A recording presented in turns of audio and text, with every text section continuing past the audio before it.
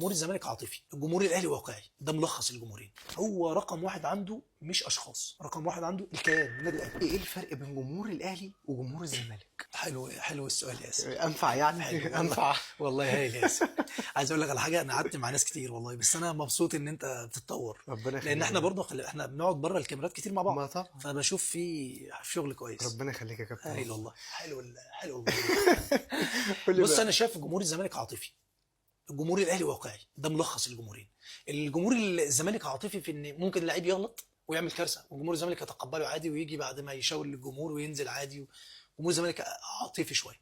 وجمهور الزمالك ممكن يكسب مباراه القمه، مش عايز الدوري عادي، مش هضغط اللعيبه، مش هحط اللعيبه تحت ضغط. ده انا بقول وجهه نظري برضو، بين ممكن تبقى صح وممكن تبقى غلط، بس ده اللي انا شايفه. يعني سالت لعيبه كتير لعبت في اهلي وزمالك وكانت بتقول لي وجهه نظرهم، بس انا كنت ببقى شايف وجهه نظرهم غلط لما شفت اللي انا بقى بقيمه انا دلوقتي واشوفه قدام عيني. لا، جمهور الزمالك عاطفي جدا. لو كسب مباراه قمه بالنسبه له خد بطوله.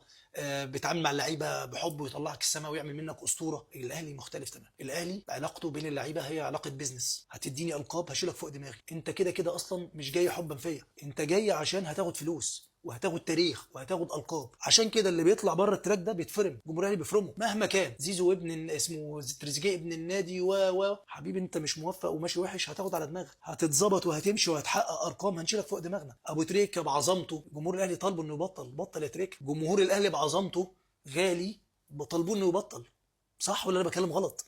غالي كفايه عليك بطل. وده حسام غالي من اعظم اللعيبه اللي جت في تاريخ مصر كقدرات وامكانيات. فالجمهور الاهلي واقعي جدا. بيزنس از بيزنس. هتديني بطولات، هتديني القاب، هتبقى ملتزم في الملعب، منضبط في الملعب، مش شايف غير الاهلي، هنشيلك فوق راسنا. هتطلع بره الدايره دي احنا مش شايفينك، احنا هنخلص عليك. وانا مع ده. مع مين بقى يا كابتن؟ مع جمهور لو عايز القاب، عايز توصل ل 153 لقب، اعمل زي جمهور الاهلي. انا ده وجهه نظري. وخلي بالك الزمالك والاهلي انا بقول لك الاثنين كده مع بعض. الجمهورين بنفس القوه بنفس الكفاءه وبنفس القدرات كجمهور. نجاح الاهلي فين؟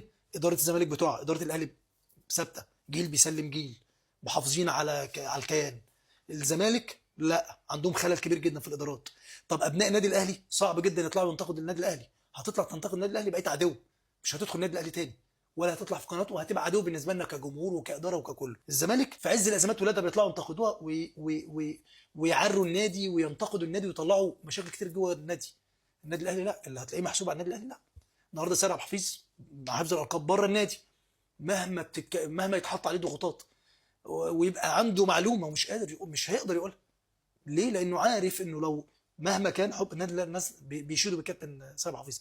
هو كابتن سيد عبد الحفيظ او غيره اغلى من كابتن محمود الخطيب؟ لا، كابتن محمود الخطيب حتى لو خطا الجمهور ما بيسكتش، ينتقدوه ويعنفوه ويدوسوا عليه كمان. فالجمهور الاهلي هو رقم واحد عنده مش اشخاص، رقم واحد عنده الكيان، النادي الاهلي. انا عايز القاب، عايز اوصل لابقى احسن نادي في الكون فعلا. يعني هو النادي الاهلي النهارده لما بتيجي تشوف الارقام بتاعته، انت بتتكلم في اكتر نادي في العالم محقق القاب مع ريال مدريد. هو قبل ريال مدريد كمان اعتقد. يعني اعتقد لو الذاكره ما تخونيش، يعني محقق 153 لقب. فانت النهارده ده نادي في مصر يا ياسر، فاهم؟ طبعا. ففخم، يعني فخر لاي حد في مصر، يعني يبقى عندك نادي بيحقق الارقام دي. وبرده نادي الزمالك انا بقول لك انه حقق 84 لقب في كل الازمات اللي بيواجهها. ده نادي الزمالك ده نادي عظيم والله العظيم. انا مش بجامل ده او بجامل ده، بس انت بص نادي الزمالك اللي حقق 84 لقب بكم المشاكل الاداريه والفنيه والماديه وكل المشاكل اللي بيواجهها وعنده 84 لقب. تخيل النادي ده اتحط بس كده في اطار اداري جيد ووفروا له كل الادوات والادوات اللي محتاجها. لا يعني هيبقى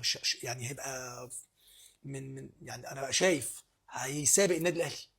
لان هو فعلا خلاص انت عندك الجمهور ده قوه كبيره جدا. يعني طبعا قوه كبيره جدا. هو الدرع للنادي، هو اول طبعا. اللاعب رقم واحد هو الجمهور لاي نادي.